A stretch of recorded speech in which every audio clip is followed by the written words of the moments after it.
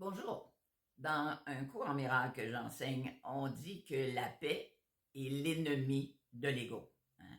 L'ego, lui, sa survie, c'est uniquement dans la souffrance, dans la culpabilité et il est très rusé parce que en même temps, il va nous inciter à faire des affaires tout croche. Hein.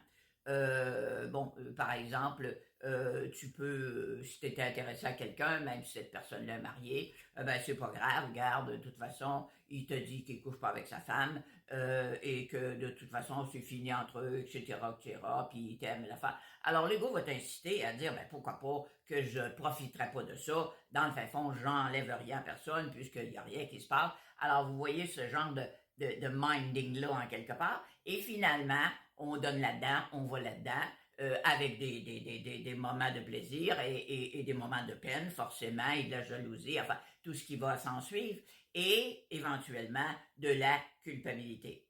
Donc, l'ego, c'est un peu sa façon de faire, comprends-tu, de nous inciter à faire plein de choses pour après ça nous taper sa tête en se sentant coupable. Et il n'y a jamais de culpabilité sans punition. Donc, nécessairement, on va se créer des punitions, on va tomber malade, etc., etc. On va se faire mal, et on va tout gâcher, et nécessairement, on va être très malheureux.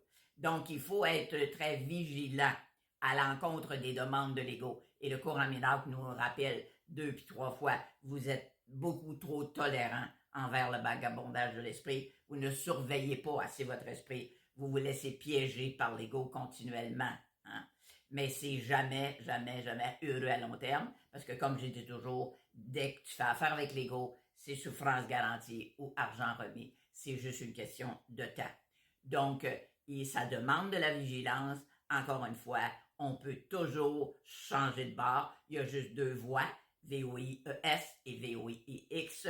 Donc, quand vous allez dans l'ego, vous pouvez toujours demander à revenir de l'autre côté, à choisir et à rechoisir l'amour à nouveau qui va vous apporter la paix. Hein? Alors, je le dis, la paix, c'est l'ennemi juré de l'ego. Lui, c'est le département des troubles. Et quand on est dans la souffrance, finalement, ben, il est très heureux de ça. Okay? En même temps, il faut comprendre que l'ego, c'est pas un personnage, hein? C'est un système de pensée de peur, un système de pensée malade, un système de pensée négatif et pas très heureux, finalement. Donc, je vous donne ce petit bout d'enseignement-là. Vous pouvez aller voir sur mon site www.lucebertrand.com sous l'étiquette Cours en miracle. Merci beaucoup et très belle journée à vous.